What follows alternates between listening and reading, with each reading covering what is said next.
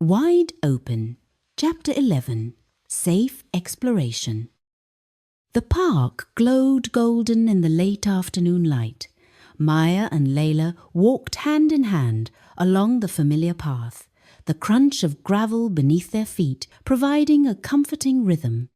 It had been weeks since they had done this together. "I've missed this," Layla admitted, squeezing Maya's arm. "Not just the talking, the ease of our friendship." Maya nodded. "It's been a lot, with Mark and Chloe, the jealousy work, the scheduling. I feel like I'm learning a whole new language of relationships." "That's exactly what it is," Layla laughed. "And step by step you're getting more fluent. I know what some people would say. Figure out your own relationship first, before you start adding more people to the mix. But life doesn't wait for us to be perfectly ready. If we want to grow, we might as well start now, rather than waiting for some theoretical day in the distant future." They walked in silence for a moment, past the old oak where they had first talked about relational networks and the widespread mycelium beneath their feet. "Dorian and I have been spending more time together," Layla said. "It's really beautiful. There's a lot of trust between us. I feel like I already know him well as I continue to discover more." Before Maya could stop it, a surprising thought surfaced. "I want this too," whispered a voice inside. She let it sit there, unashamed, and found that it felt like a relief. "I've been holding back," she admitted. "Partly because of my own inner work with Mark and Chloe, but also because I didn't want to overwhelm him. He's been so patient." Layla stopped walking and turned to face her. A warm, playful smile spread across her face. "What if we saw him together again? I've been wanting to feel the three of us again. It feels good to share these energies together. It expands my heart, and I have a feeling you want this too." Maya felt a deep, complex flutter of nervous excitement in her stomach. She thought of Dorian's calm presence, of his warm hands in hers, and of how his body had felt when she held him. Of course, she wanted more of that. She had just not been allowing herself to fully acknowledge the wish. "I'll talk to Mark," she said quickly. Mark was putting away some dishes when Maya arrived home. She hugged him from behind, stood beside him, and took his hand. She then told him about Layla's suggestion, adding that it could imply some closeness. "I'm not sure how I feel about it," Mark said. "Give me a moment." He had learned to let a feeling sink in before reacting to it. Two voices spoke inside him. One was about scarcity and the idea of being left behind while everyone else has a beautiful adventure.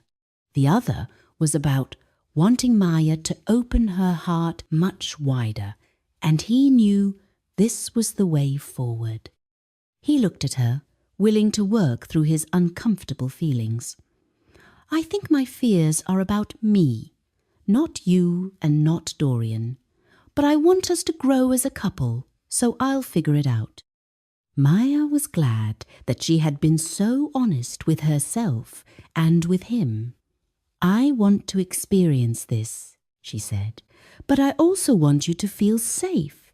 So let's talk boundaries. What would make this okay for you?"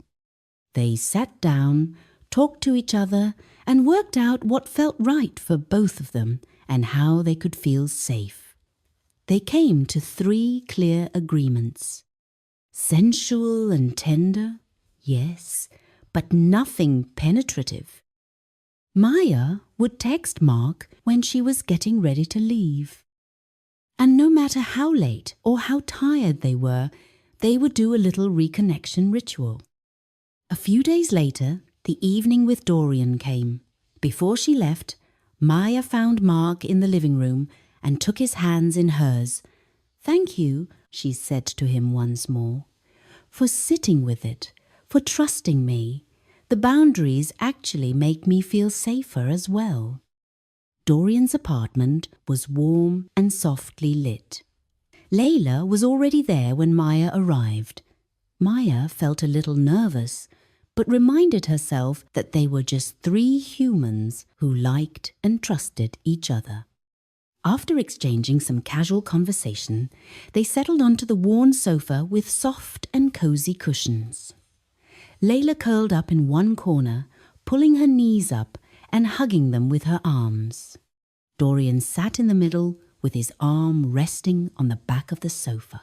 Maya hesitated for only a brief moment before snuggling up to his other side.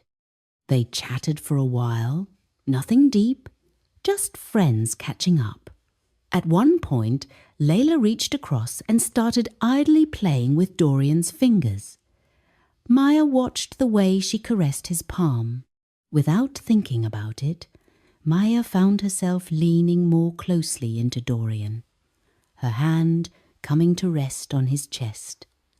She could feel his steady heartbeat as she started to caress him in small, pleasurable circles. He sighed contentedly and let his head fall back against the cushions. "Okay, if I just—" Layla began, shifting position.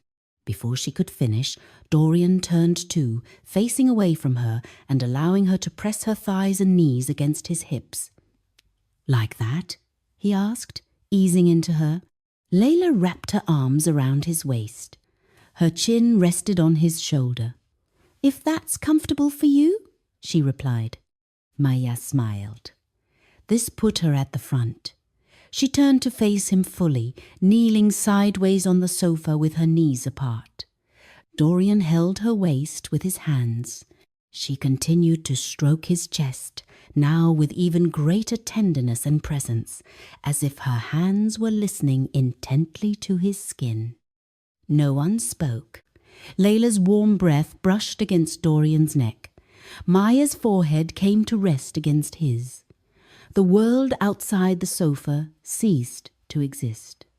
Layla's hands found their way under Dorian's shirt and began moving in slow, soothing strokes along his stomach. He moaned in a long, trembling release, and his hands tightened on Maya's back, drawing her closer. "This is nice," Maya whispered. Dorian hummed in agreement. Layla pressed a kiss on his neck. Dorian closed his eyes while his breathing became deeper. The smile on his face revealed how cared for he felt. His body began to tremble from the overwhelming sensation of such tender attention and caresses. Nothing was planned.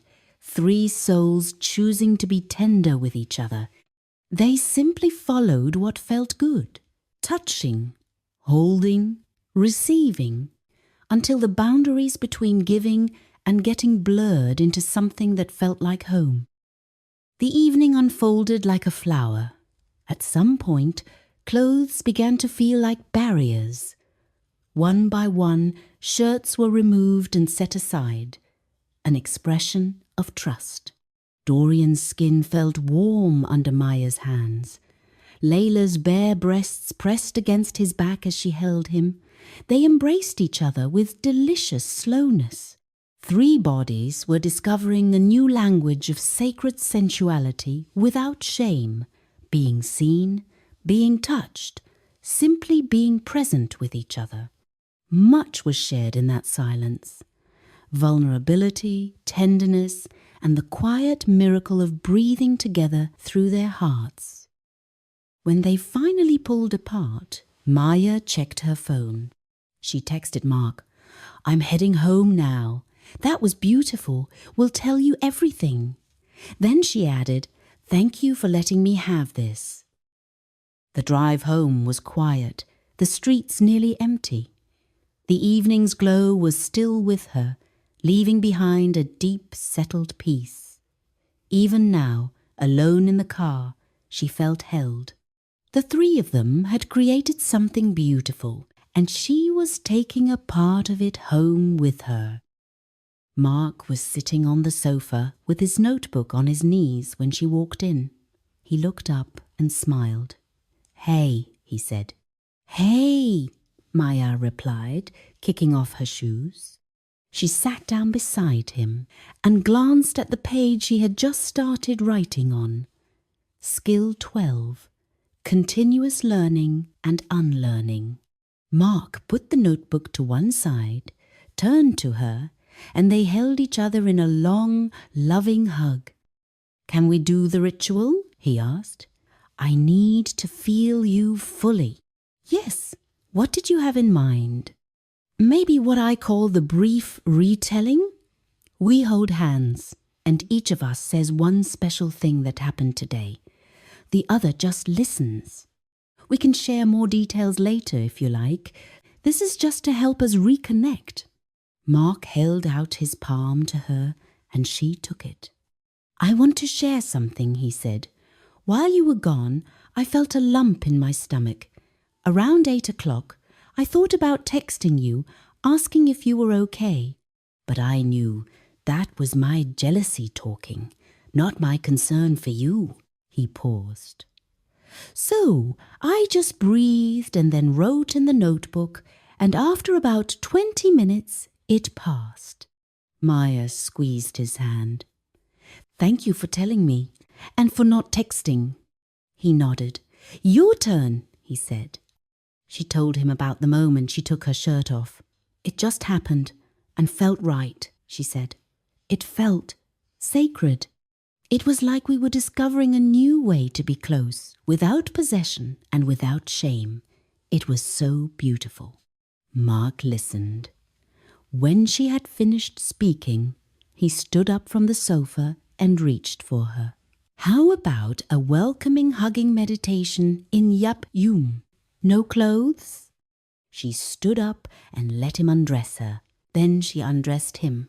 He sat down on the large floor cushion and she nestled in his lap, wrapping her legs around his waist, their chests and skin touching. They held each other in their arms and both breathed through their heart centers. Maya felt a wave of gratitude for Mark's willingness to wait for her, to welcome her home, and to hold her without needing to possess her.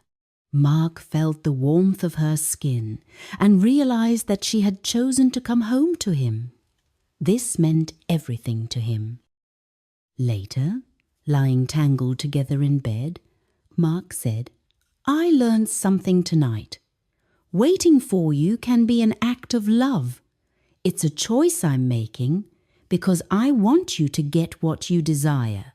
And I wasn't afraid of losing you." Maya turned her head on the pillow to look at him. "That's wonderful." "I'm trying," he replied, "to unlearn the old stories, the ones that say, if you're happy even without me, then I'm not enough." She reached for his hand under the covers. "And I learned that I can experience love and care with someone else without having to make it sexual. I was afraid that if I opened myself to Dorian, I wouldn't know where to stop. But tonight, I just let it be what it was, tender and beautiful." They lay in silence for a moment. "You know what I'm grateful for," Mark said. "What?" "That we can discover these new forms of love together and are not afraid to grow." "Some days I still am," she said, kissing him, "but I do it anyway." Core Practice 3. The Reconnection Ritual. After spending time apart, especially if one partner has been with someone else, it is good to actively work on reconnecting. Perhaps the partner who stayed at home was alone and worrying, or their imagination was running wild. Meanwhile, the returning partner still carries the energies of their time with someone else. This ritual can help to bridge that gap. This is about communicating without words. You left, you came back. I am still here. We are still we. Choose one that suits your relationship, combine them, or create your own. The specifics matter less.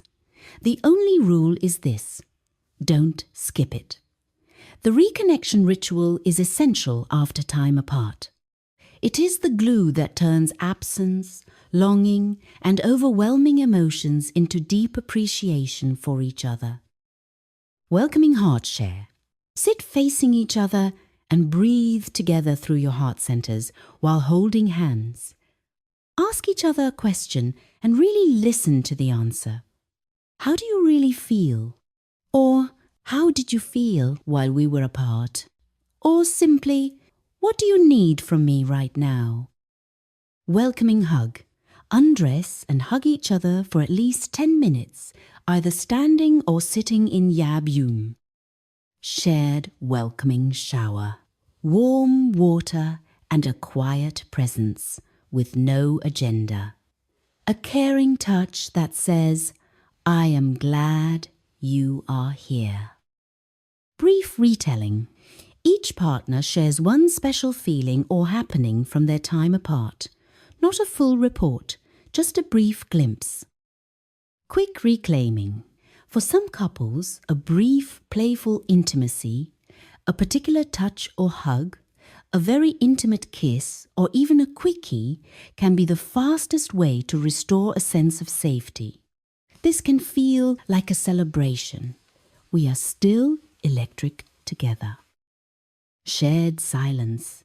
Sit side by side, no phones, no words, just presence. Let the quietness reconnect you. Skill 11. Integrity and accountability. The quiet commitment to being trustworthy, not just in the big moments, but in the small, everyday choices that either build or damage trust over time. Following through on promises and agreements. If you say you will do something, make sure you do it. If you cannot, communicate it before, not after. Reliability is the currency of trust. Taking empathic responsibility for mistakes without deflection. When you hurt someone, name what you did and recognize the consequences it had. Making amends that match the harm. A broken agreement requires more than just words. Ask, what can I do to repair this? Then do it. Being honest, even when it's uncomfortable. Withholding a difficult truth is like a slow poison. Speak up early and gently, but speak. Your temporary discomfort is a small sacrifice for more trust. Admitting when you don't know. False certainty damages more relationships than honest uncertainty. Saying, I need time to figure this out, is a sign of maturity. Maintaining confidentiality. What is shared in confidence stays private. Gossiping and unnecessarily involving others are betrayals of trust. If you need to discuss something with others, try to get permission first. Showing up consistently, not just when it's easy. It is on ordinary days, when you are tired, when no one is watching, and when keeping your word costs you something, that integrity is revealed. Skill 12. Continuous learning and unlearning.